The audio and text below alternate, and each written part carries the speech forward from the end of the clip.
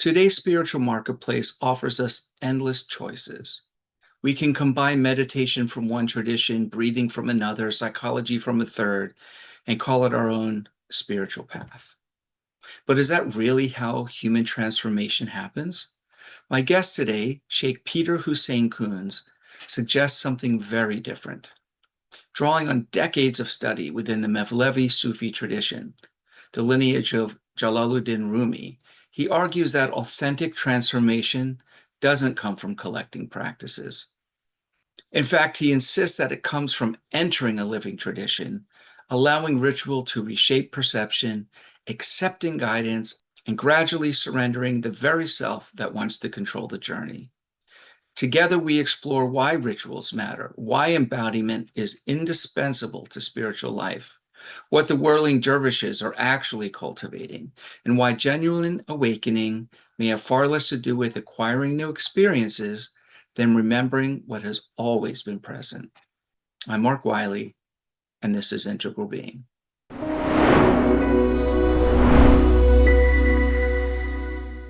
Well, I want to thank you very much for joining me today, Shaykh Peter Huseyin Cunz. It's a pleasure to meet you. Thank you. And I've just completed reading your book, At the Feet of Rumi, here, which is quite an excellent read. It's nice and filled with information. I read the entire book because it was very compelling. And it's written in a way that I would not have thought to have written or published a book. I've been in publishing for over 30 years and have edited 70 or so books and so forth. And this one was quite interesting because you start out with sharing of letters and ideas to kind of start the process. And most people, I think, wouldn't include that in the book itself. That would just be the way they gathered the information. But this was the unfolding of the chapters of the book, which is quite compelling, actually. Well, I'm happy to hear that. I'm not capable to write a proper book myself, so I got the help of Enrique Suarez, who actually asked to write the book. And so he did it in that way. It was his idea mainly, and I just agreed, of course. So I gave the content or the answers to all the questions, but he actually was the engineer for this book. Yes. And I'm And very humbly happy about that.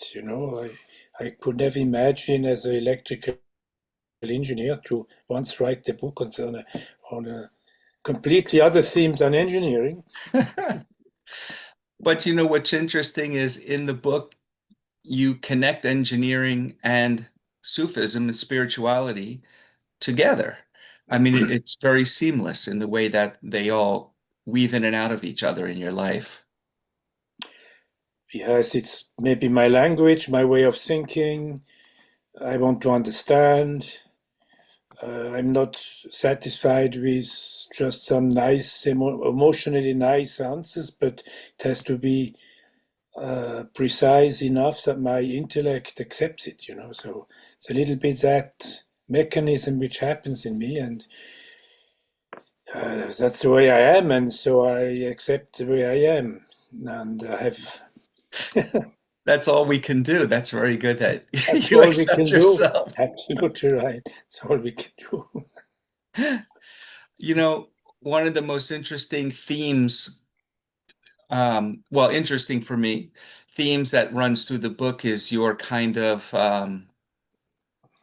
dismissal of or dislike for spirituality generally, where one can just go into the store and shop for the spiritual items that they like and try to form a this is what I think it's all about. And it works for me because if I'm understanding your argument correctly, and I agreed with you the entire way, but just to repeat back, if I understand your argument completely, is that there should be the spirituality or religion should be grounded in tradition, in a lineage, over time, corrected practices, have a teaching to follow, and not just kind of this ad hoc, um, I don't know, gathering of things.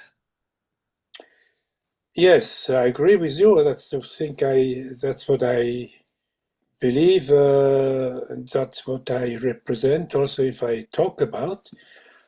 Whereas it is not just, I mean, there's a kind of new age spirituality. I mean, this is a label, of course. I don't mean to fix people on that, but this kind of new age way of running after spirituality is understandable because with so much deception that happened with institutionalized religions. So I understand that that is nearly a natural reaction to it, this kind of free individual spirituality. Actually, that one everybody can mix his own cooking and his own meal according to his feelings and so on, and that's very often mistaken with what I would think spirituality should be. You know, people talk about the heart. Oh, I follow my heart.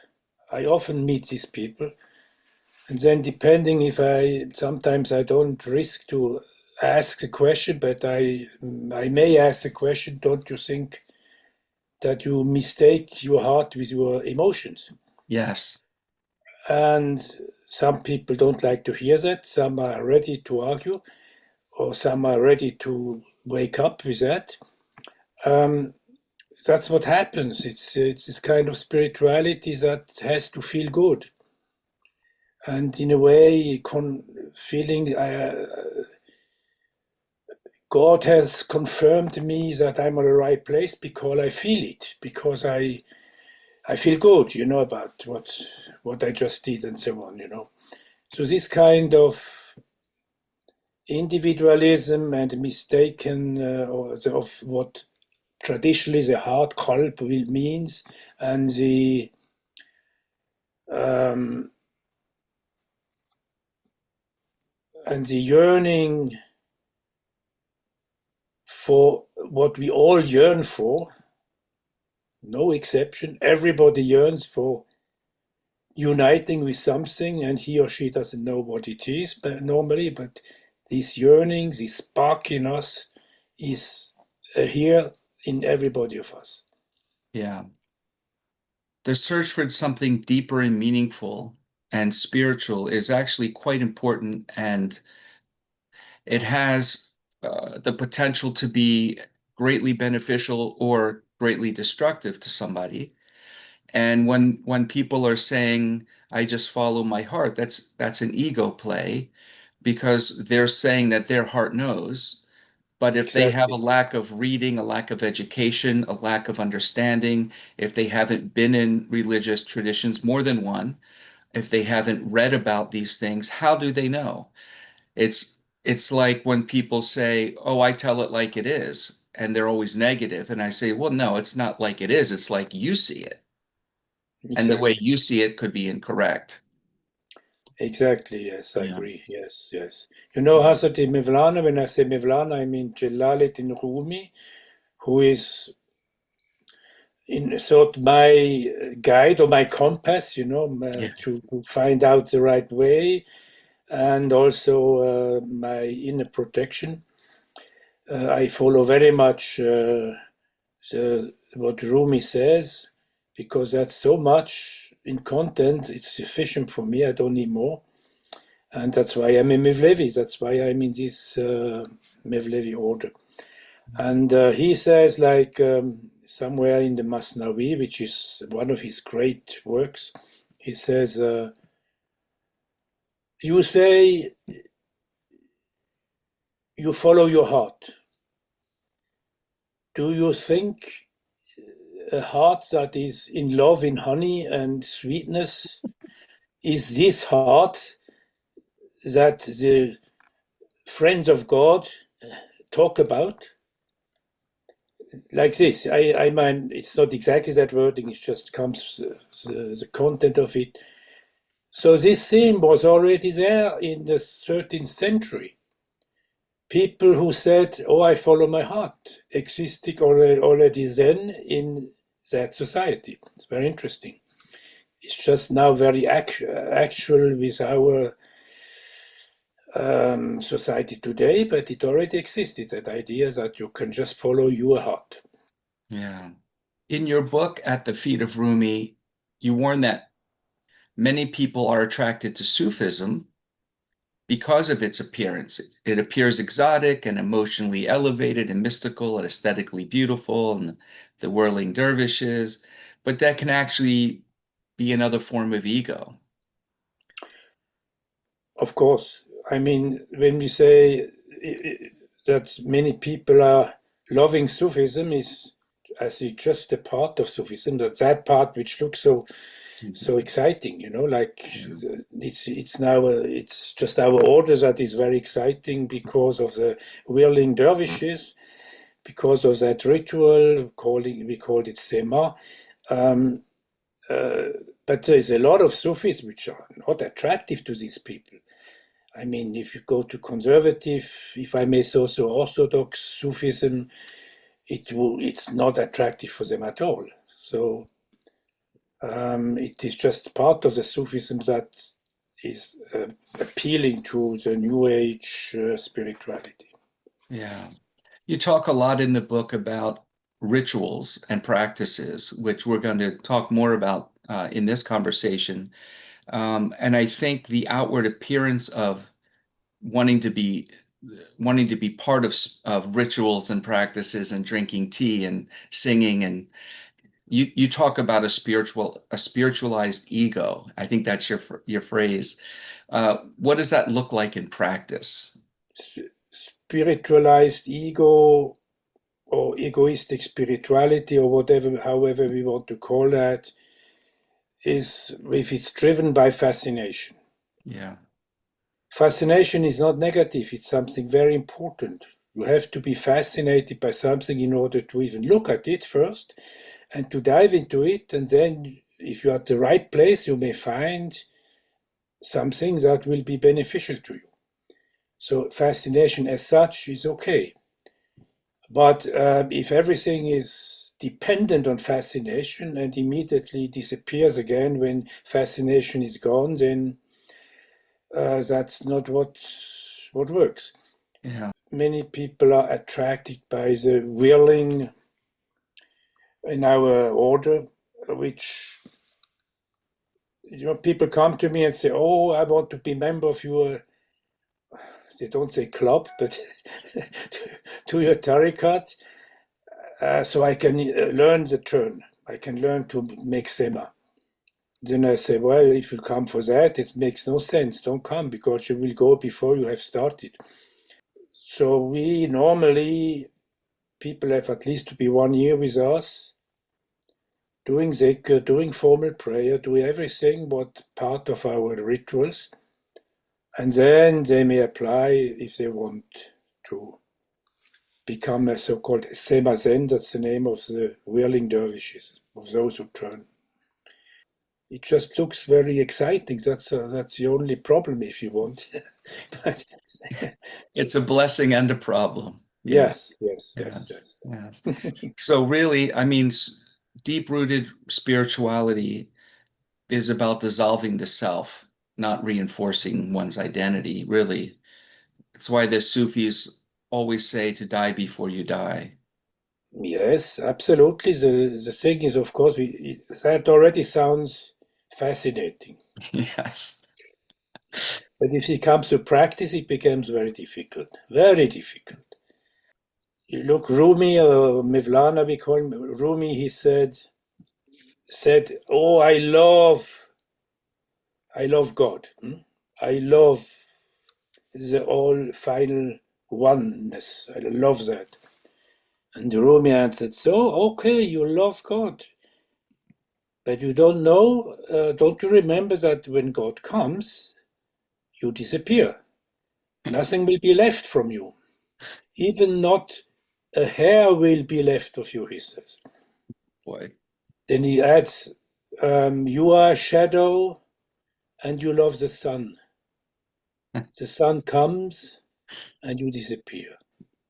Isn't it beautiful? So this kind of, so that means die before you die. It sounds so beautiful, but when it comes to practice, it means, I use it in simple words, but maybe understandable. We have to learn not to be someone anymore. We all want to be someone.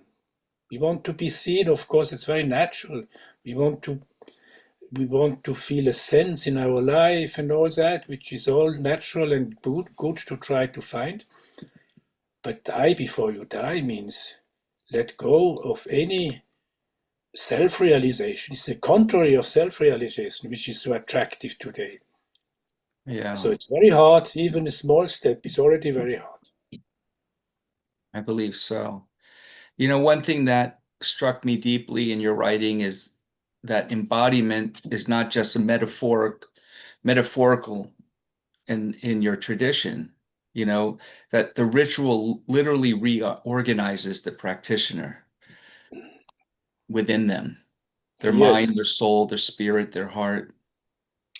yes, and that has actually, I was all supported by my studies of physics, and today in physics we know that form creates a certain energy, and patterns that repeat, like a ritual, that the ritual consists of repeating the same pattern. This creates, we call it morphic field, an information field, because information is never lost. And if you do a ritual once, this information will remain. And if you do it again and again and again, the same information gets enforced. And it becomes a huge power with the time. So that's why I say when we are in a tradition, whatever tradition that is, in a tradition which by definition has repeated its rituals for a long time, if you are part of that, you are hooked or you're linked to the information field that was created by that, and you gain a strong support from that field, all while you feed it back with your efforts. So that's a mechanical understanding, if you want so, which I like because my brain works like that. It doesn't work if I invent my own religion. Right. Of course, I don't say it's a bad ideas. It can be good ideas, but I have, yes, there's these new movements who are attractive for some time and then they fade and disappear again. Maybe it was good for these people for that, just for their life at that time, but it's not something that can be profited from as a strong entity that supports you and gives you a safe home. And that's what I always ask people, tell me, where are you spiritually at home? That's, people are sometimes shocked about that question. And then, of course, as we said before, that somebody said, "Oh, I'm in my heart. There, I'm at home," or whatever comes. But to be spiritually at home means to feel protected. And it's so modern to say we have to let go. If you do any exercises, let go. But how can you let go if you have not in confidence? If you have no trust, you have to trust that letting go means to let go of your self-control. That means, okay, who holds me then? So to be embedded in something that enforces your trust, nothing can happen to you, this supports you to let go, to open up for something that may come, which I don't know yet what it is. So all that is part of the necessity of rituals, of a ritualized spirituality, which we may call tradition.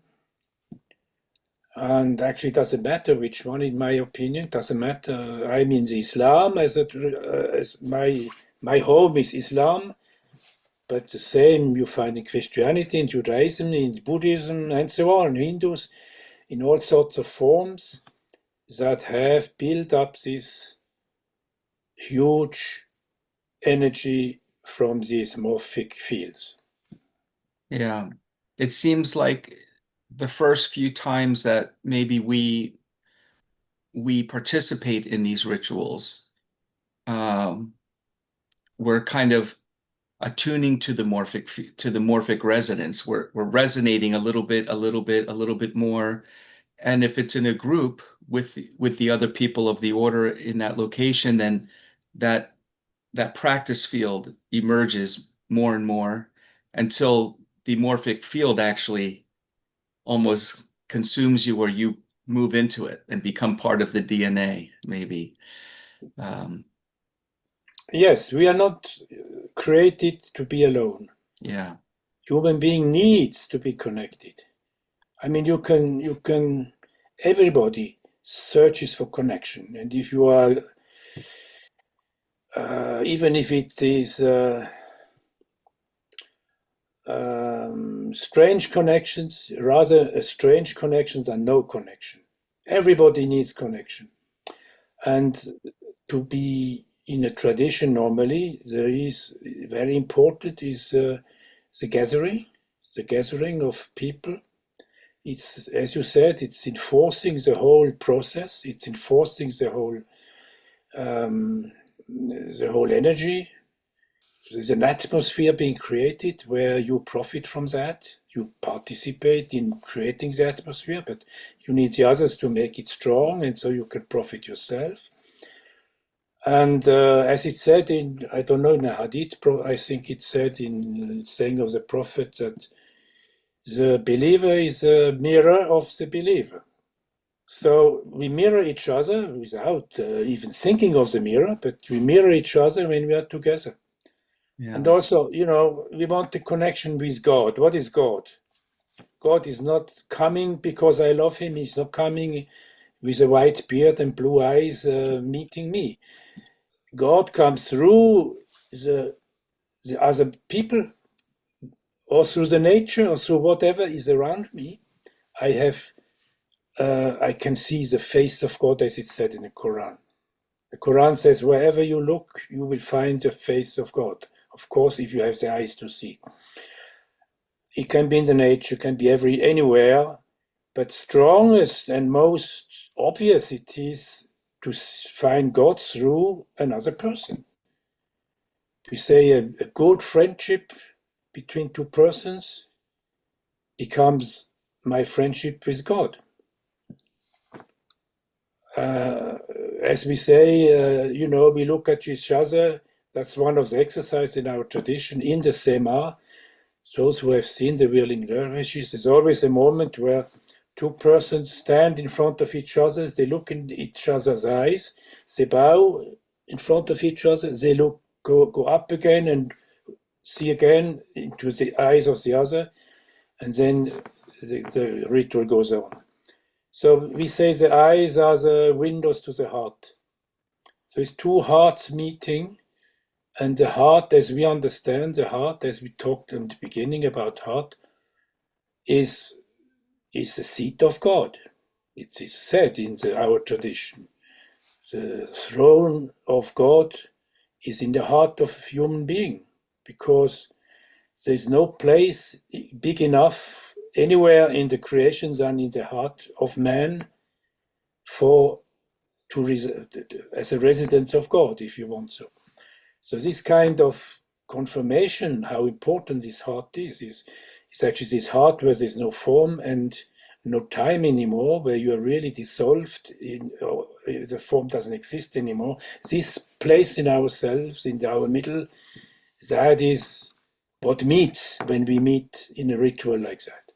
Yeah. Thank you for that. One thing that I find very interesting about Muslim prayer is that it's a sequence of movements. You know, I grew up Protestant, then I followed Buddhism and Taoism for many decades, and we're always sitting and chanting or sitting and praying on our knees and praying, not moving. But there's a sequence of movements that are repeated, um, and they reveal kind of an inner process, I think, for the person praying. Could you speak about the movements and postures and why do they matter in spirituality or in communicating with God or in this Allah in this sense? Yes, thank you. Well, I'm like you. I was born Protestant Yeah. and followed other things later. Um, you see, we don't have anything else than forms to realize something. Mm. We are here in dunya, in this world of appearances, as one can say, and realization of something that we can comprehend is only possible in space and time in this world. And so, like Rumi said in the Fihi Mafi, which is not a Masnavi, another place in a speech from him, he said, it's not enough that I know that you love me. You have also to present it, to show it in form with a present, with a gift, to show the love. Although I know that you love me, still if you come to visit me, you bring a gift or whatever, which is the tradition. And we all know you love me, otherwise you wouldn't come even. So, but you still undermine it, underlie it with a gift. So it's a request that we bring our good efforts into a shape. Mm. And the shape will again enforce us in that feelings, in that endeavor we have. The world is like that. Form is necessary to progress, it's necessary to do anything. And in the ritual of the Muslim ritual, I was just very much touched when I remember I was in a very big mosque in Istanbul for the early morning prayer, and I went early. It was still empty, and I meditated, and then slowly people came in.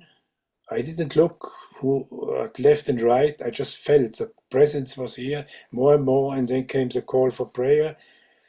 And then we get up and everybody go in one row, as you know, and this prayer started. And when then we prostrated at that all together, to the left maybe is a millionaire, to the right is maybe a beggar, we don't know. All in like a big wave that that throws to the beach, like this prostration. I was so deeply touched, and then of course one can give explanation what it means to prostrate. One of them, the typical one, is that your heart is higher than your head at that time, at that moment. That's a typical, it's a nice way to say it, but it's just an explanation or a decorative explanation to that thing. But it is actually, it helps. It helps. These forms, this bowing and in this prostration, it helps very much to come into even short, but it is a short moments of letting go. I mean, to get close to God, it needs a tenth of a second, doesn't need a long time. A tenth of a second being fully empty is more worse than studying in 1 hour. I mean, it is these moments of these opportunities during that praise. There's a lot of opportunities to come for a second into that fantastic state of being connected and disappearing as a self. Often I pray like all Muslims. I make my formal prayer, and then while I pray, I suddenly realize that I'm not really present because it becomes a custom. And then I wake up and do an effort, and there's if even to the end, the last end, I have a moment where I was fully present. It was worthwhile, the whole ritual, or more than worthwhile. Presence with God has no time, and therefore it doesn't matter if it's a second or if it's an hour. It doesn't make a difference. Well, time is a construct only in our world, or in our view, right? It's a God is outside of all construct of of, that. yes, you're right. I mean, we are constructed such that we have the feeling of a linear time from past to the future. And in presence of the Almighty, this disappears. It's all falling into the presence. Mm. So this kind of release of our self-assertion by surrendering is embodied in Islam through this sutta. Absolutely. Islam doesn't mean actually. Surrender. Yes, it means to surrender to God, but of course, but I rather like devotion. Mm. It's a softer word, mainly for today's audience. People hate surrender, so I say devotion.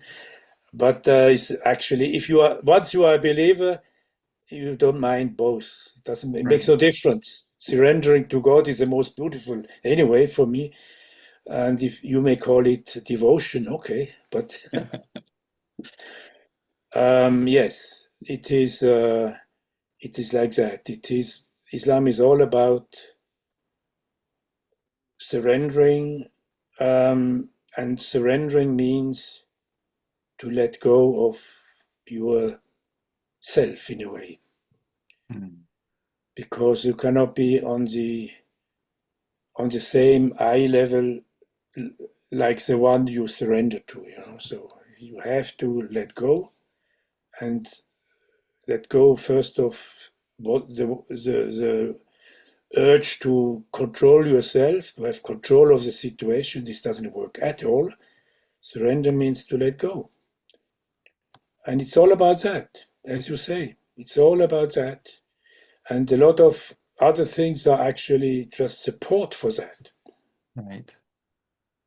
I think a lot of what people consider spirituality is really psychology of feeling good.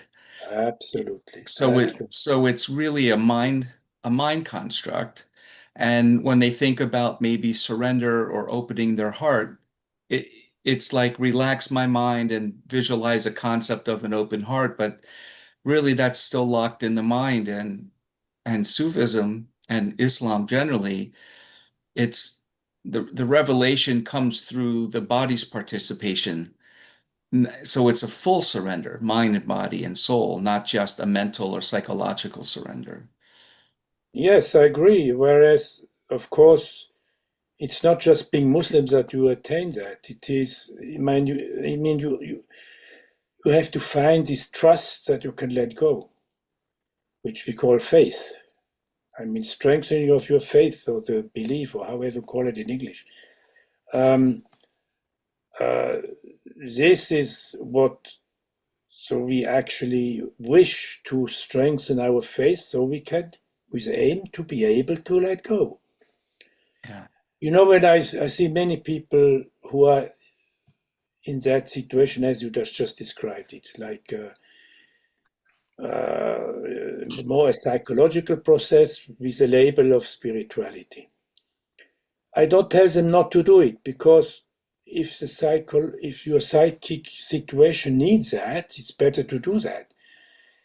I mean, if you have psychic difficulties in whatever way that is, whatever it is, or you have the yearning to feel more in peace in you in general, or to be more acceptable, to be able to accept yourself better than before, and so on and so on, to have more self-esteem, all that is necessary to be a healthy person.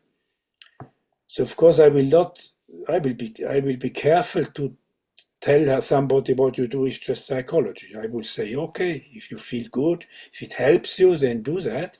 If you want more than that, then maybe you consider whatever I can tell you. Right. But Well, they have I to be don't want ready. to take them away from that because they need that. Or Yeah. often I had to realize that when I felt like wanting to criticize certain practices, I suddenly realized that, well, but do I have something better to offer? These people are not ready to listen to me. So why do you not leave them there and look at it positively? They need that, so they are there. And if they find out that's not enough for me, they will turn their face to something else. So I needed some years to come to the stage where I could also look positively what I before criticized. Yes, yes, yes, yes. In your book, you write that the ritual forms survive over time and down through generations because they preserve something deeper than just the concepts. Could you discuss that a little bit? Well, of course, we talk about information fields. Yeah. Where this knowledge, actually not only knowledge, but which stores all experiences that people had before. So like we say, in our tradition, we say, we follow the footsteps of all dervishes that have done this path before us. And when we talk about the path, we love to say that I'm on the path of tasawwuf, or I'm on a Buddhist path, or I'm a Christian path, or whatever spiritual path with the imagination that it leads to somewhere, which is a good thing to think, yes. But the path has restrictions, otherwise you don't see a path. It has a border on the left and a border on the right, otherwise it's not a path. If you want to go away, you don't go sideways, you go on the way. You follow the marks left and right of that way. So that means to do a step on a path means to be ready to restrict yourself and to let go certain free thinking of whatever you like. You follow a certain path. And morphic fields, which store actually the experiences on a certain path, they, like one could say, they appear in ourselves the moment we go on that path. They just make us being linked to them. And then we are in that. But if we feel too much restricted by going a path, it's not done for us, or we are not ready for it. Then either we look for another path which we like better, or then we are just not ready to go to go on a path. A path means to accept the rules. To accept rules, otherwise you cannot go on the path. Yeah. There's all this in many Sufi stories. They talk about somebody riding a donkey. Yes. And it said, okay, if you don't keep the donkey very strong in your hand, and force him to go the way you want to go, he will immediately go to the left or the right to eat some grass, which is so beautifully green there. instead of going your way. It's all about accepting to be restricted and discovering, and of course you only discover it after some time, the beauty of it. So the big difficulty is it's not immediately beautiful. First you have to do a certain effort and to discover the beauty with the time. But today we want at time production, we want immediate success. Yeah. That doesn't exist. You know, over time you became the European leader of the Mevlevi order, or steward to the Mevlevi order. But, you know, being raised Protestant and being, you know, stationed, living in the West, it must have been difficult translating these Middle Eastern culture, the Islamic beliefs, the Sufi practices into this Western culture and mindset. What were some of the, I don't know, roadblocks or stumblings or things that you had to overcome along the way for yourself to be able to do it, and also for the people who wanted to come and join the order with you? Yes, there were some of these, of course. But first, I'm not the European leader. I'm Mm. just one of the European sheikhs. I have two colleagues, one in Germany and one in Netherlands. Okay. And but we are normally responsible for the country we are, plus whoever wants to join you. So I have also people in other European countries who want to work with me, and I have a lot, quite some people in South America who wants to work with me. And so it is quite. So I'm not the European boss here. Thank you for correcting. Yeah. Yes, it was of course a challenge. I don't know where I should start, but maybe when I started with this order, I had my sheikh, who is still alive, Hussein Dede, who is in Istanbul, is very old now. And he came to Switzerland and he asked me if I would be ready to start the group under his supervision. And I said, no, I don't want. Because why did I say no? Before that, I was for about 8 years with an esoteric leader from whom I learned a lot about the Mevlevi tradition, but who finally was, I discovered that he created his own church and his own fame with that, and he was not really in submission to what our tradition asked for. So I left that place. I parted from that man, and I then found the authentic Mevlevi. And he said, okay, he asked me to do a group, to start a group. I said, no, I don't want to do that again. I don't want to search for people who should love us and who should. I just don't want to do marketing at all. I'm fed up of it. Since I had my profession, I never needed pupils to earn my life. Never. I'm completely free, and my life I financed this with my engineering work. And he said, no, don't worry. You don't have to do anything. You have just to be available. Mm. And this answer of him, you have just to be available, accompanied me for my whole life until today. I never did any marketing. Of course, we asked ourselves, how can we be visible? And so we created a website, but it's mainly in German. And that's it. And if God wants somebody to meet us, they anyway will find us, so no problem. I don't need to search for people. And so I could do that, but then, of course, came immediately these stumbling stones with different cultures, the Turkish culture and our culture here.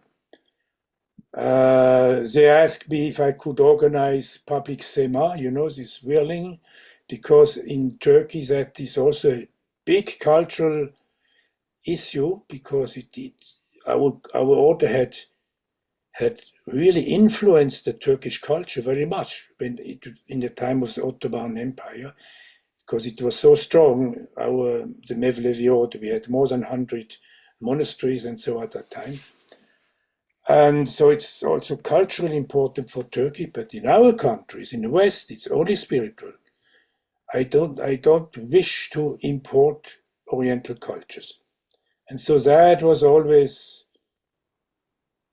the difficulty, if you want. I told them, yes, okay, we try, but when we do Sema, there's no difference between men and women. Men and women will turn all together. They all do together. And then they said, oh, no, that's not possible.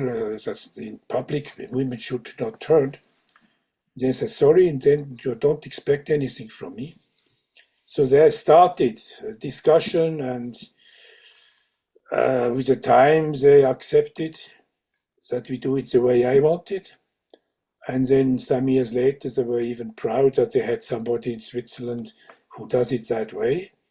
I was actually not the only one. There is Kabir Helminski in the USA who also already had that way of fighting for his rights in doing the traditional Turk. So I had a big help from Kabir Helminski to position myself within the order. So I was not alone, really. And so that was one way and one thing to overcome. But there's other things which are even subtle but even more difficult. It is that when I am in the Middle East, because I was a lot in the Middle East for my profession, I had to look for projects for our company and so on. I was traveling in Saudi Arabia, the Emirates, and so on, in many countries in the Middle East. And in Turkey also, it's a case that people are very happy to hear that I have become a Muslim. Wow, you are Muslim. And then they want to have confirmation for me that Islam is the only correct religion. And I'm very restrictive to talk about in that language. And then suddenly they stop and they ask, are you doing 5 times a prayer? Are you fasting? And so on. And then this was very embarrassing, this question. Actually, in Sufism, you're not allowed to ask such questions. And, like a taxi driver who tells me, oh, if you need help, I will help you. I'm so happy that you have decided for Islam. He doesn't know that I'm a sheikh, It was terrible, these very unpleasant moments, because I'm, as a Westerner, I'm just not accepted as a full, mature Muslim. Yeah. And I was thinking about why it is like that. And I have to say, I may say that in my opinion, it has to do with a collective minority complex of the Islamic world. Mm. It sounds very rude, I know. And of course, I know many Muslims who have no complex of that. But, it's like it's again a morphic field that has established. Why have we not the success of the Western people who have colonized our countries? And also they have no religion or the wrong religion, Why is that? And we know one of the results of that thinking is Salafism, have been created. The idea of Salafism has been created in the 19th century out of that thinking. We have to become better Muslims and then we will have the same success, which is completely non-spiritual thinking, of course, but that's a consequence. And this kind of minority complex that is here in general. I had it again and again. For instance, I was invited in Turkey to television to give interview, and they asked me questions. And they asked me always questions. Tell me why Islam is the best religion in the world. Always these kind of things. I was bored about these questions, and then I tried to give an answer in a way that why I believe it is best. They are not interested to hear that. There's just no ear to hear what I think is important. They just want to have confirmation we are super. Right. That's it. They want the Westerner to confirm their inherent biases. Exactly. So they make a difference. I'm a Westerner, and you are now a friend of ours. You are now a friend of ours. Okay. Wow. Anybody tells me you are my friend, just because he heard that I'm a Muslim. What is that language? It's not my language. I cannot use that. So this is actually the most difficult part, which is a little bit subtle obstacle, but it is constantly being here, you know. Also, you know, it goes even that I met many other sheikhs, not only from our order, but because I know them all in our order, but also from other orders. Even there, I had this unpleasant situation. They don't mean it badly, but it is there. It is a feeling of superiority over those who have converted. And this is a very big problem for the Islamic world, because how they will never come to the place where they want to be as long as they allow that to be. Hi. But I have beautiful contacts with other people, and of course, for years I'm now in that function in our order, and I mean, those who know us here in Switzerland, they respect us very, very much. Those in Turkey mainly.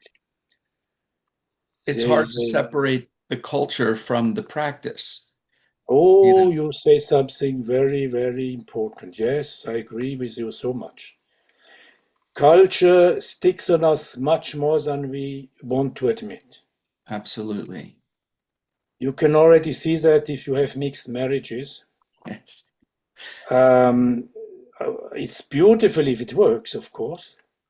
But unfortunately, I know many where it doesn't work. It didn't work with the time. Yeah. Now we come back to fascination, you know, love, fascination at the beginning. Everything is easy. You marry, you have a child, and so, and suddenly culture overtakes again. And then it becomes difficult. And it's in small things that cultural differences are being seen. Yeah. And often this is a problem. So culture is very important. And of course, since I allowed to see it like that culture is very important, I can also understand the value of the saying in the Quran that the revelation was given in the language of the present culture at that time, at that place, in order that you can understand. Yes. That means in Switzerland, I have to, that's one of my functions, to translate the revelation into a language that people of our culture can happily receive, can happily accept, can happily understand. Yeah, in this current time. It is current time, but it's for every time. It's like that. Yeah. Culture is like that. Yeah. And like you have Sufis and Muslims in India. There's a lot of Muslims in India, and they had a lot of relationship with Hindus, of course.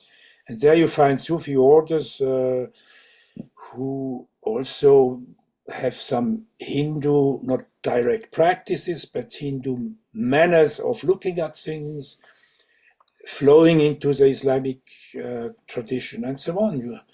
That's, for me, that's positive, to be seen positively. Yeah.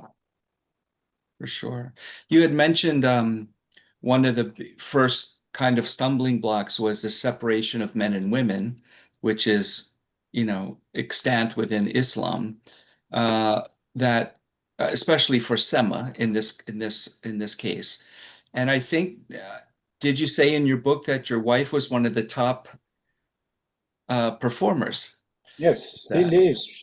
I mean, she is 76 and still fantastic, wow, able to turn, and she teaches some of of those who want to learn it. that's fantastic.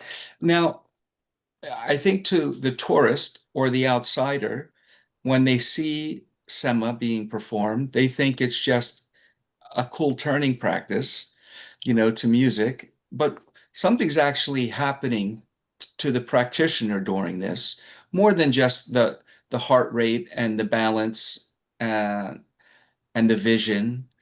Something more deeper is going on within that. Yes.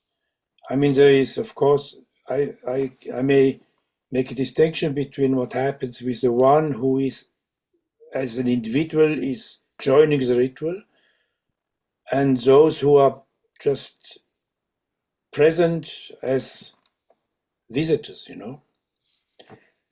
Maybe I start with the visitors. Actually, our experience is that after each one we did the Sema, but really each one, the atmosphere we created an atmosphere which people touched very much, were touched very much, Mm. and they express it.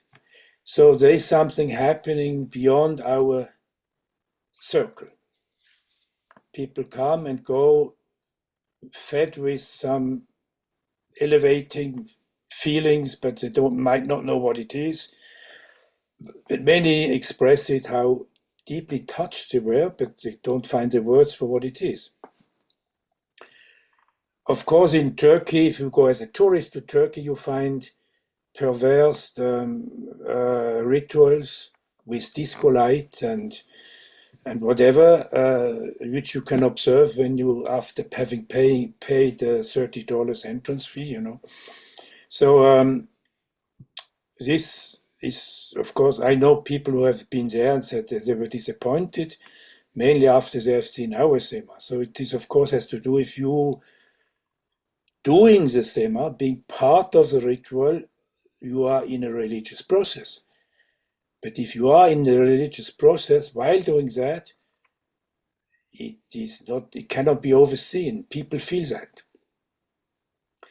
So now if you take, and of course the atmosphere is created by the symbolism of this ritual.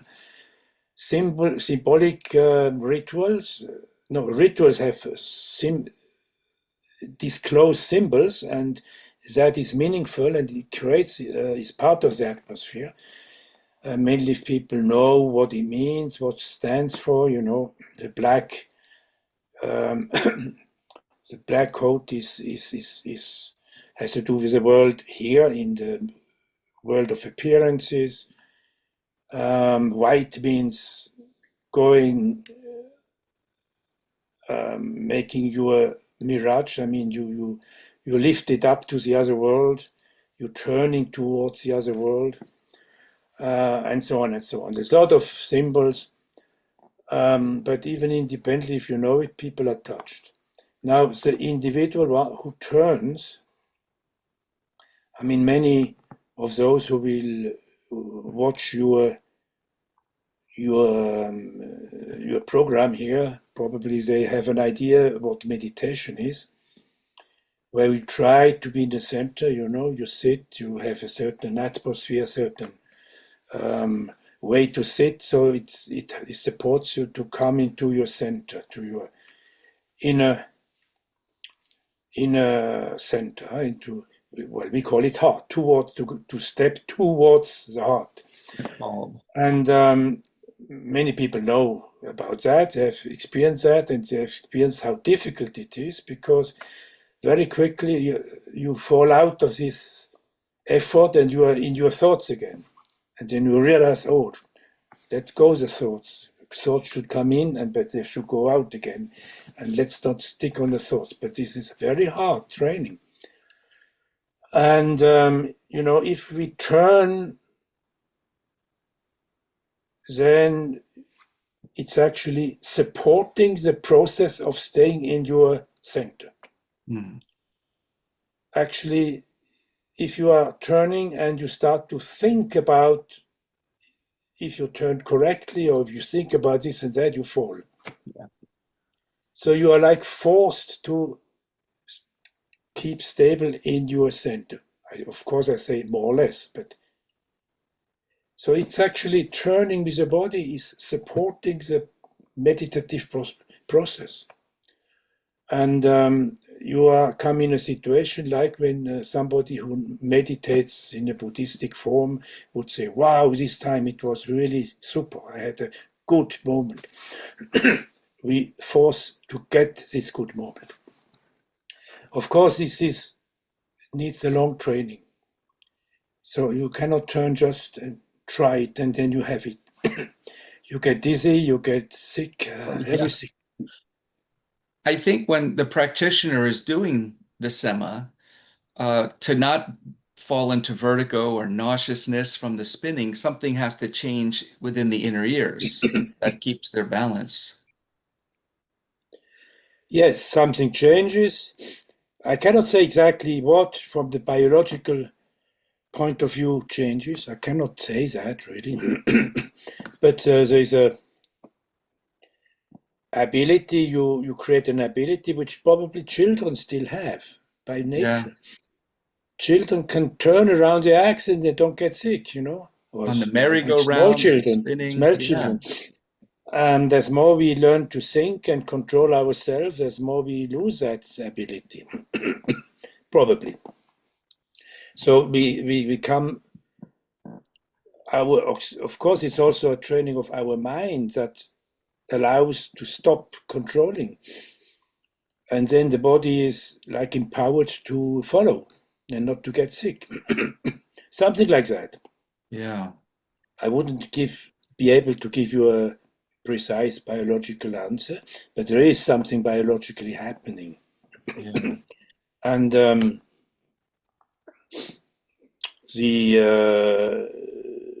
there's a technique in turning which is not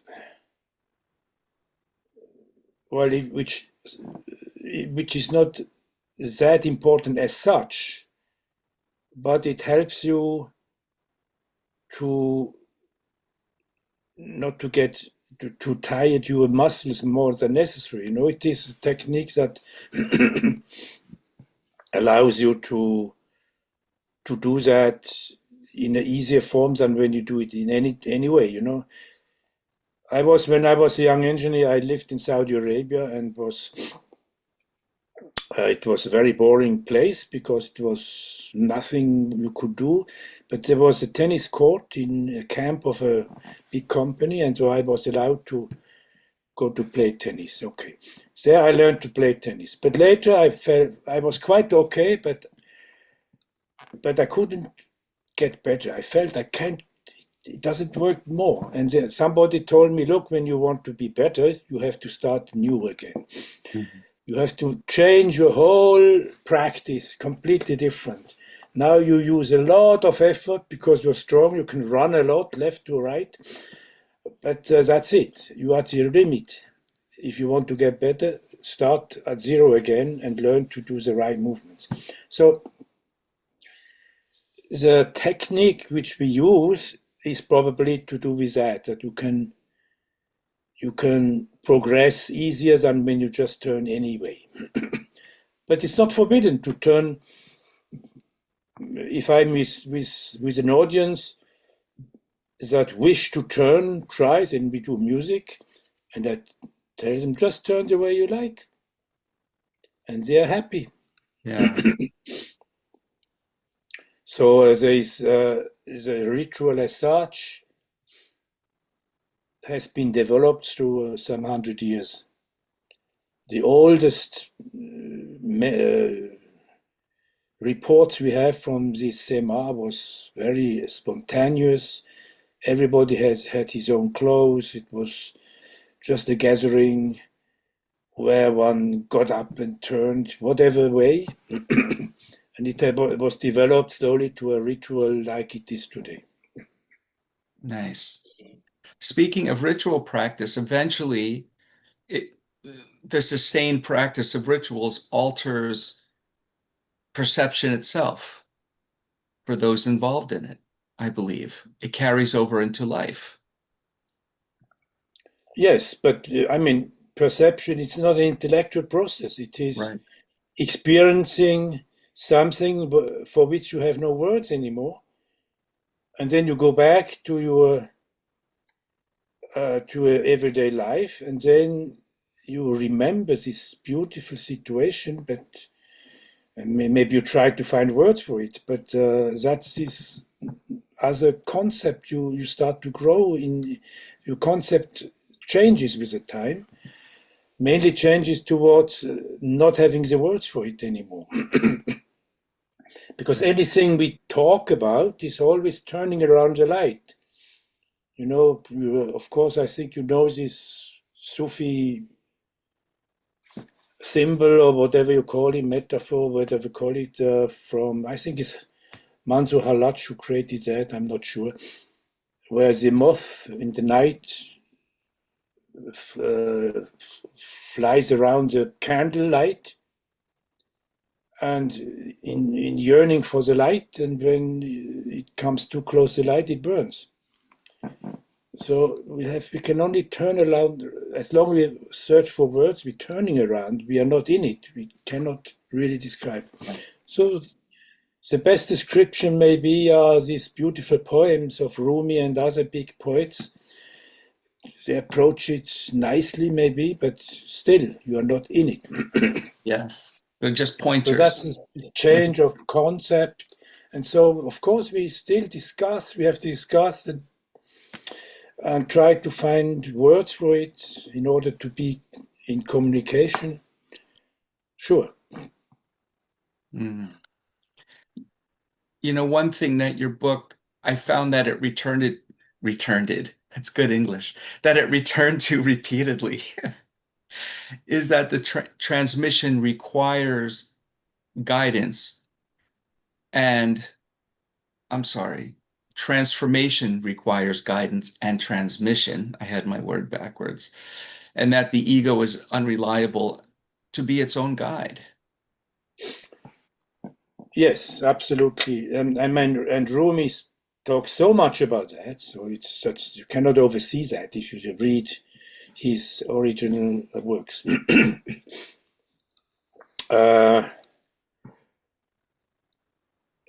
If you, yes, like he uses a lot of pictures, like he says, don't become a fire that is left in the desert after the caravan has gone further, you know.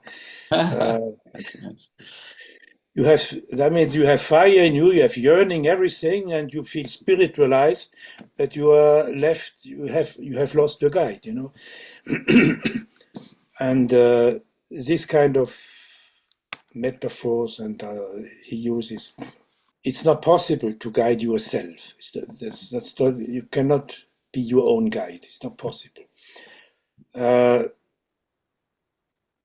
don't say. Another question is how the guide has to be, and that has, of course, a lot to be with culture again. We have talked about culture, but without guide, no, it doesn't work. It doesn't work. This is an illusion. So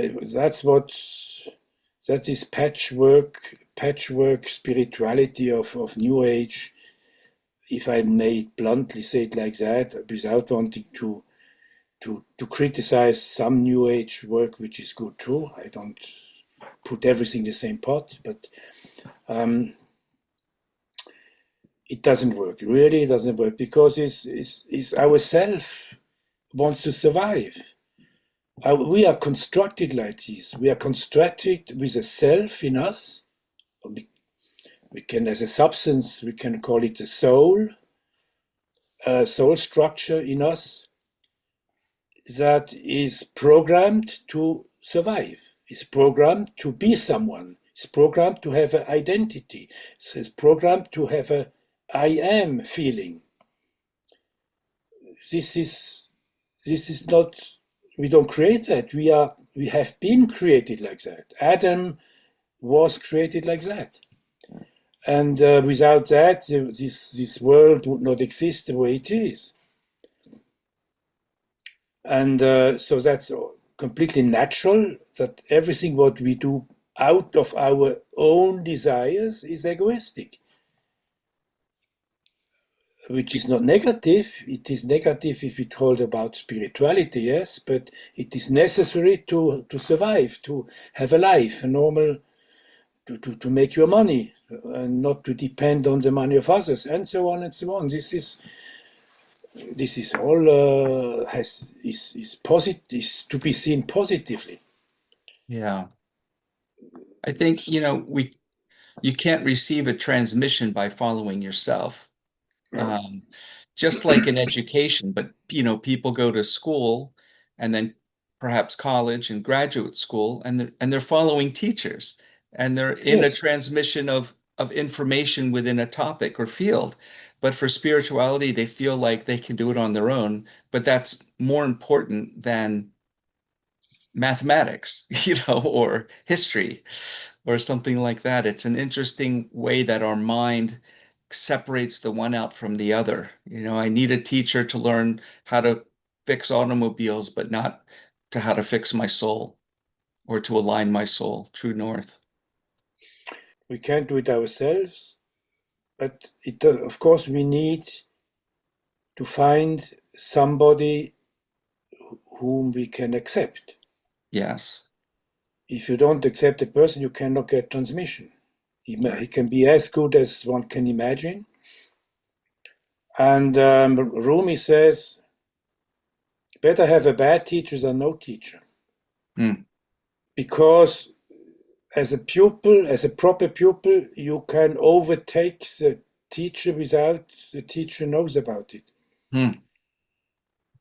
And that's very important to understand. It's not the teacher who brings you further. It's you who are in submission. You who have the questions produce the right words in the teacher to transmit to you. It's not, at least 2 times per week I give sohbet, which is teaching. Again and again, explain my pupils that it's them who create the success if teaching was successful, not me. It's not that I have a lot of knowledge and I generously give a little part of my knowledge to you. No, it's not that. I have actually, as long as I think I have knowledge, I'm probably not a good teacher. The knowledge I have gained is only to facilitate the choosing of words, yes, to facilitate that I can frame it, what comes. But that what comes is a product of the active listening of the pupil. That what made me choose, having even the idea of what I want to speak about. Yeah. And that's proper sohbet, that's proper teaching. And so it really depends that we'll learn to respect those teachers that will help us. Right. Otherwise, it doesn't work.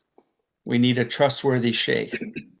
And sometimes it takes a while, like you found out early on, and many others. Lalom, yes. Yes. Yeah.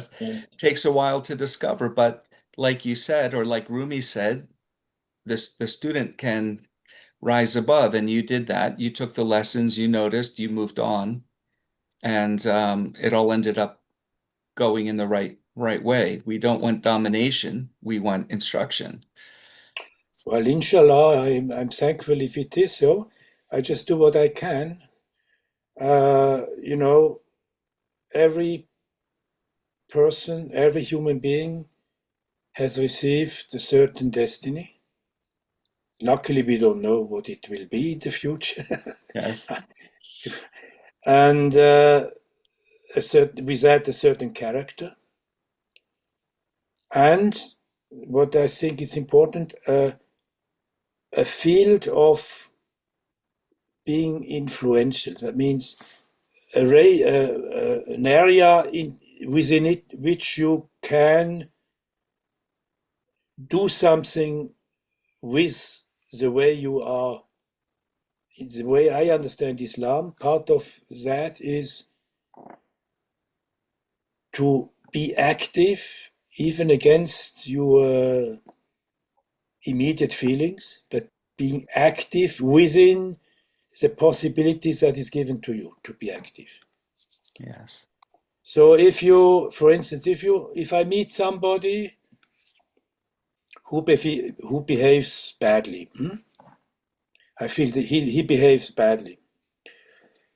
Actually, that what I say that is an example that Rumi says in one of his his poems. Somebody who behaves badly. So if that person will never listen to what I say, it makes no sense to try to tell him. Then you better patiently silent. But if there is a chance that with your charisma, with whatever position you have, you can create an improvement, you are forced to do that, even if you lose your faith with that. Mm-hmm. You know, that's part of Islam. We are forced to be active where we can. So we are forced, for instance, to give money to the poor, or to support the people who are less positioned than us. But we cannot fix an amount of dollars. No, Right. it is each one has his way. And if you don't have money, if you just can have just enough money to survive yourself, then you can give time to somebody who needs who is lonely, for instance, and give time to them. There's a lot we can give also without money. But it's up to us to take the responsibility and think, how much shall I give? And this is a big challenge. I see that I walk through the streets and there's beggars. I cannot give to every beggar, otherwise I have nothing. Many I have immediately to go to the bank and again to get some cash. So to whom do I give it, to whom not? So this is challenging. It is. We are never in a 100% secure place. We never know, was it enough or not? But that makes the challenge of our life. Yeah. And one of the things I appreciated most in your writing is that you don't romanticize the East and you don't advocate for imitating Turkish or Islamic culture as identity. And you're trying to preserve the essence rather than the surface. Yes, I could proudly say, yes, you're right, but I can also say I have no other way because I have hard time even to remember all these Arabic Right. words, and so I forget about them. I mix them up. So I can also say I'm not able to. I don't know, but actually, so I don't say. I say, for instance, morning prayer, midday prayer, and I don't say the Arabic word like most Muslims. They use the Arabic word for it. And then they say Maghrib, or did you do Maghrib? I have to think which one is Maghrib again, and so on. So I say I use my language. Yes, simply as that. But it's not that. It's of course it is. It has its benefit for our culture, and it's good. But it's also a necessity for me. I have no other way anyway. I know I've been holding you hostage this whole afternoon, but if you'll permit a few more Oh questions. no, I'm retired. Oh, I'm 77, longing retired, and I wonderful. have easy. I have a pension. I have a good life. You decide about timing. Wonderful. Thank you. You had described awakening not as acquiring something new, but remembering a forgotten connection to something beyond the ordinary self. In your understanding, how would you describe awakening? This being starting to be aware of something that is already. It's Hmm. always already here. I mean, the Quran says, God says, I'm closer to you than your jugular vein, you say? Jugular vein. Yeah. Yes. And which is not just for Muslims, it's for every person. Every human being has God closer than what you see. And to be awaked for that, I mean, to be awakened for what is already very close to you. We don't create anything new. Everything is available. Everything is waiting to be offered to you. God's grace is such that it's always available, but you have just to prepare to receive it. So it's our preparation which counts. We say if you are a vessel full of garbage, there's no place for the divine in it. So let's empty that. And then the divine has place in you. Yeah. It's not somewhere far away and we have to get close to it. Of course, the metaphor of a spiritual path is a symbol, actually. We walk up a mountain. I use that often. We walk up to a mountain and I find a way. In Switzerland, we have high mountains. So Yes. on the bottom, there's forests. And you don't see left or right, nothing. You only see one way. And you follow that way in the forest. And then you come to the height where you are above the forest. And then you start to discover that to your left and to your right, there are other people walking on another way. And then, but you have your way to go. And you should go your way and not be curious about the other way. Like today, so many are curious. They try a little Buddhism and then they try a little bit this and that, shamanism or whatever. No, go on your way. And on the top, you can embrace each other from all different ways. That's, of course, just a symbol for what is already here. The mountain peak is already in us, where we are connected to every other heart. The inner heart is connected already with everybody, but our veils over that does not recognize that. So there's all these symbols saying like, try to tear away the veil, or the symbol to try to polish your heart, and so on. That's all ways to describe that you have to do an effort, and then something changes. And maybe if I may add to that, when people come and see and ask me about the Sufi way and they're attracted to it for whatever reason, they, of course, want to have an idea what they get into it, what will happen. And normally I have to tell them, look, you can only judge or you can only decide upon one first step. Just one first step. And you cannot know how the second step will be, although you would like to know before you decide. If you want to know what is step 2, step 3, step 4, I said, sorry, I don't know. But I know you have to do a first step. And you have just the risk to do that. And also we have all this description of what the past could be, like I said, you go through the forest and you get high, and so that's all just symbols, models to describe something that we don't know really how it will be. Right. And so just do a first step. And when you have done a first step, you have transformed. Something has changed. Maybe if it's so little you don't even feel it really. But what the effect of this first small transformation is that you have another way to look at things. And you will then be able to decide on what now would be the second step. But at that moment, it is a first step again. Yes. We only do first steps. A second step doesn't exist in Sufism. A third step anyway not. It's only fantasy. But we love concepts, we love to have the fantasies that we have control, and so we love to know about like some organizations, spiritual organizations, they have their steps, spiritual steps description until step 33 of the free how do you call them, Freemasons? Freemasons. Hmm. Yeah, Freemasons and so. And this is rather a hurdle.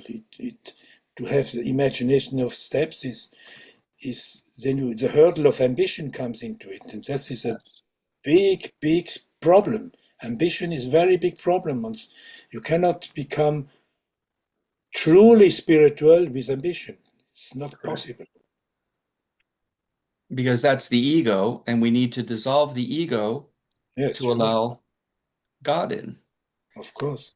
Even, the Buddha said, all suffering in the world is created from our desires, and the desire for achievement or Exactly. another car or a title or a partner or Or more whatever. strength or whatever it Yes, is because if we absolutely. don't get it, we're suffering.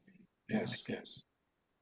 So you described, and I'll let you correct my wording because I don't want to say steps, maybe stages, maybe it's neither, but we'll say different words: reason and spirit, faith, sujud, submission. Are these changes? Maybe they're changes. Do these represent changes in consciousness or identity, embodiment? Um, how do those kind of words play into all of this? Yes. Well, all these words are describing how shall I say? I mean, that's not easy now to Yes. describe an appearance of some qualities, maybe. Yeah. And I mean, take love. Huh? Love is a word that needs an adjective, needs something that tells what type of love we talk about. But love is nothing else than the yearning for unity.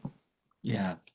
So if I have the yearning to, if you are a rich man and I'm a poor man, and I yearn to unite your richness with my poorness, then I'm going at night into your house and try to steal your money. So there's union again. Yeah. Yeah. That's my love for your money. So there's all these different types of love: the romantic love, the sexual love, the romantic love, I don't know what kind of love, until you love to yourself, the narcissism, and so on, and until to the love which is very difficult to describe, which is us, which is a spiritual love, or the divine love, maybe is better to say. In Arabic and Persian language, you have at least 30 expressions for different types of love. Mm. So if you take devotion, also devotion can have different qualities, of course. Humbleness, it can be, you can be humble, but in such a way that it's well seen that you're humble, and then you get famous because you're so humble. Right. That's also humbleness, but still with an ambition. Right. Right. Like people who So donate. everything, like every word of such word has different qualities depending where how much yourself is still attached to it. Indeed. One thing I really found enjoyable in your book is you had these different models that you created, and I think of the engineer behind it all. Uh, you know, Yes, yes. I sometimes say, well, I can't do it better, so I do it that way. Well, I have diagrams that try to show the model of us as human beings, Hmm.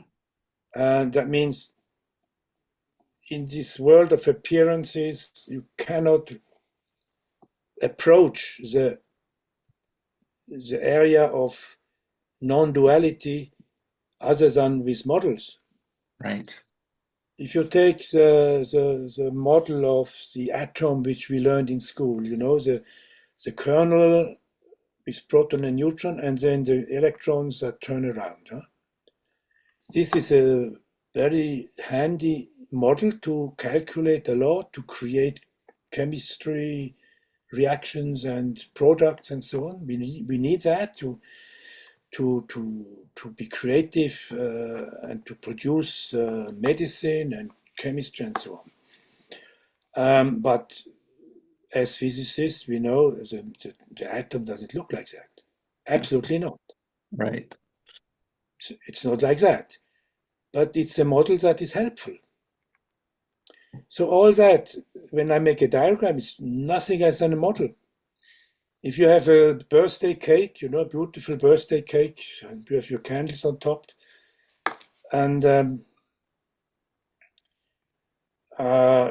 if you want to know how it looks inside, you have at least 3 ways to look at it. You can cut it pieces like that, You can cut pieces like segments, like usually one does it. Or you can cut it like horizontally. And each one is another way to look at the same thing. In quant physics, if you look at the electron, it just depends on the situation. You see it as a particle or you see it as a wave. It's the same electron. It depends on what the context is, and so on and so on and so on. So when I do a diagram, it's just a possible angle from which we look at that, at what we look at, But they're indeed helpful. We can have a visual representation to help form an idea, to help our understanding. It's another pointer to the way. It's helpful and it's actually necessary, but I should not judge that my model is better than the Buddhist model or the Hindu model or whatever. Yeah. It's different models. And even within Sufism, there's different models or slightly different models. If I read, for instance, books of Ibn Arabi, it's very popular in the academic world. Yeah. Because it's very complicated, very complex, incredibly complex and difficult to understand. Because it goes in details nobody understands. And so you can use your fantasy as if you would understand, of course. So there's a lot of academic thinking about this and that, what it means, and comparing this and that. I started to stop all that. I don't say it's no good. I don't want to say that. But it's not useful for me, because what shall I speculate? It's all speculation. Right. I say it's not my world.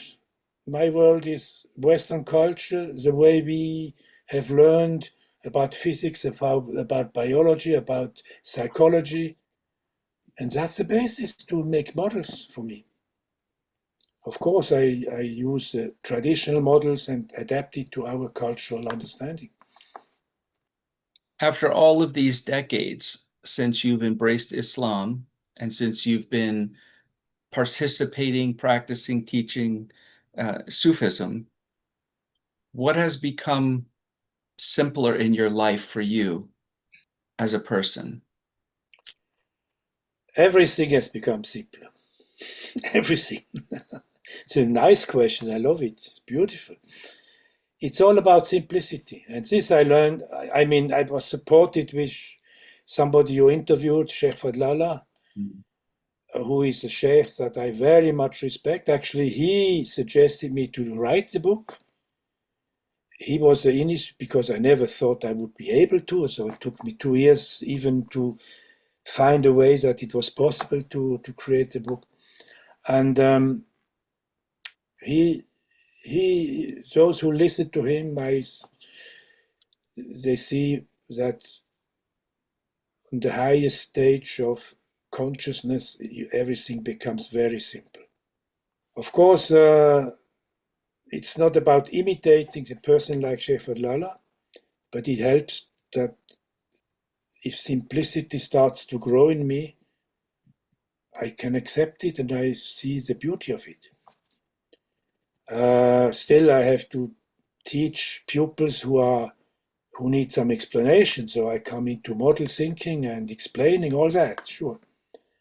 You know, it's funny you had mentioned Sheikh Fadlallah, because one thing that I get from his teachings is the simplicity of them. You're Yes, completely correct.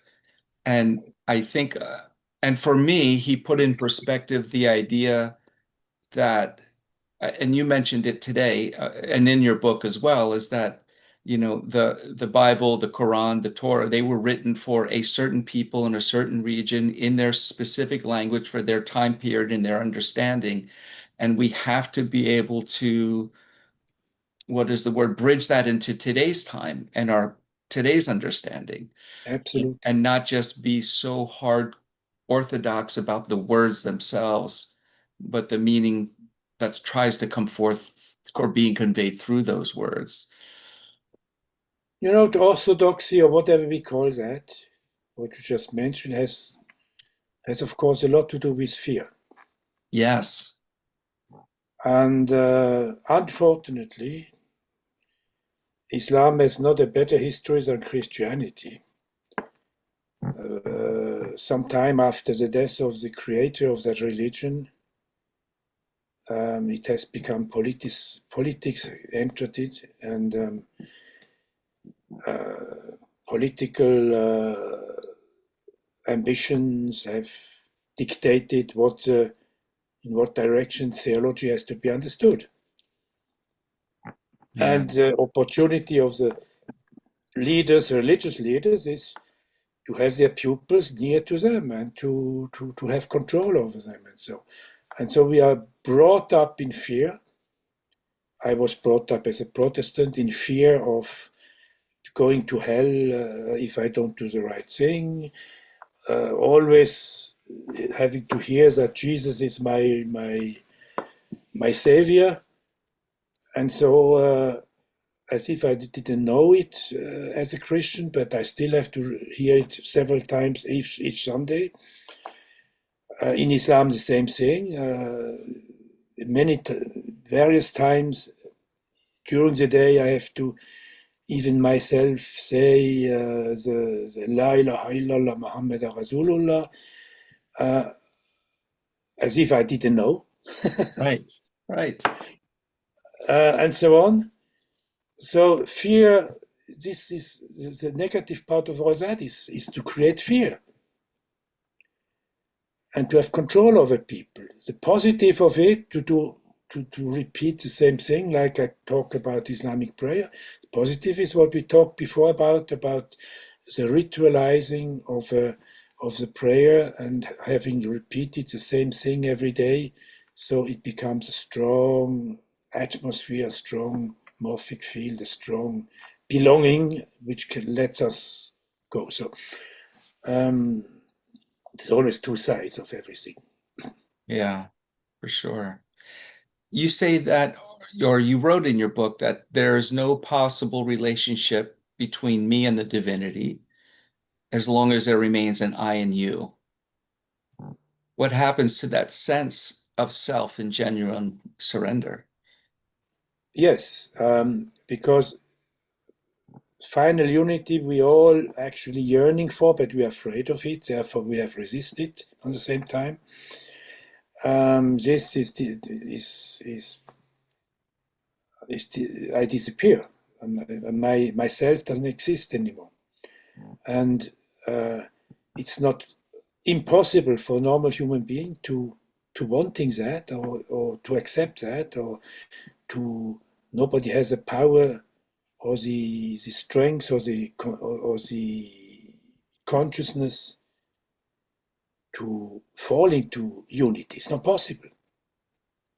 We are not ready for that. So we have to do steps of duality in order to get closer to the unity. But when we reach unity, we don't exist anymore. Yeah. So as long as there is existence, there is duality. And so we were asked, in our religion, we were asked to pray to God. What does that mean? So is God not absolute? Is God not a unity? Which God we talk about, where I am here and God is there, that I can talk to God.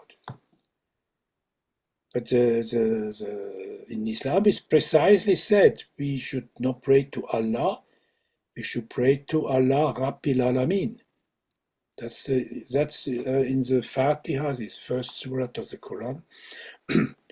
So we pray to the aspect of Allah that is leading the creation, which is not Allah as totality. It's that part of Allah we can address ourselves to.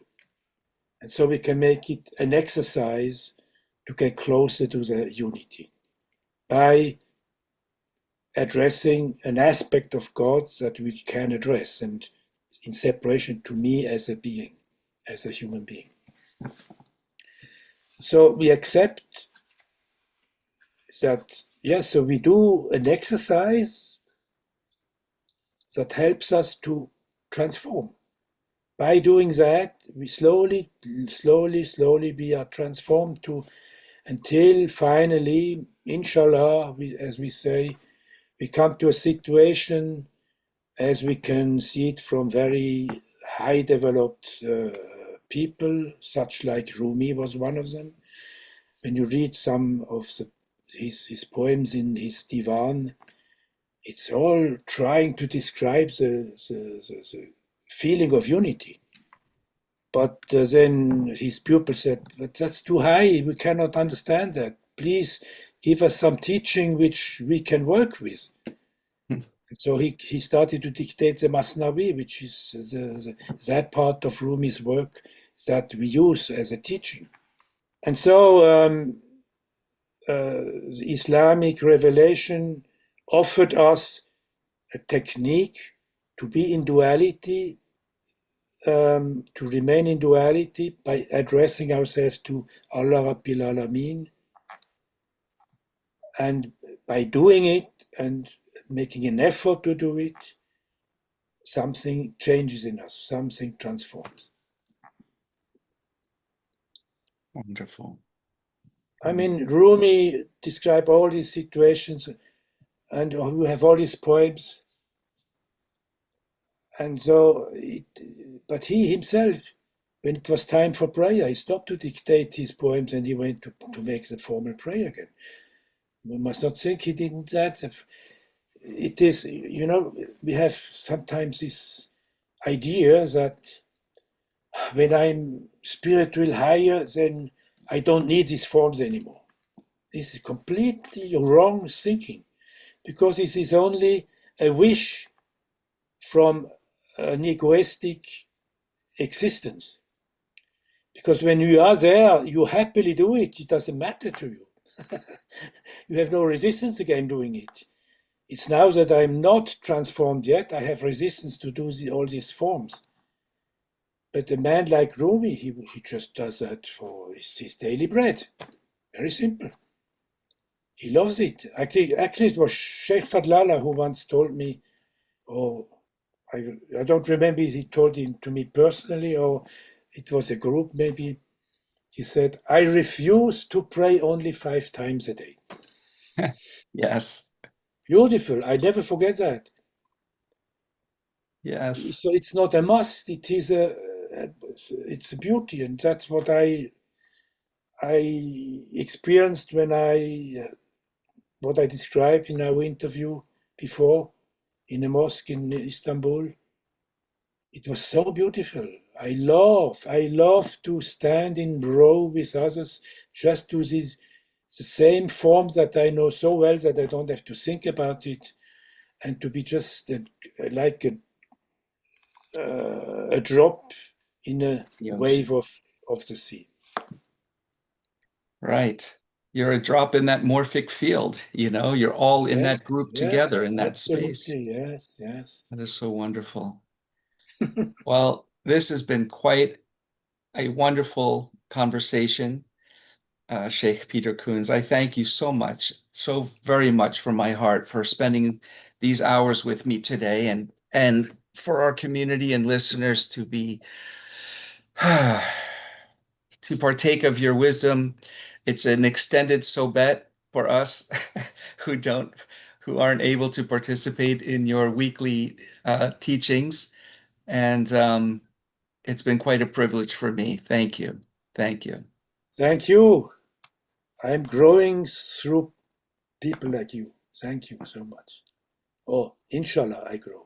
Inshallah. Thank you so Thank you much. very much. Thank you so much.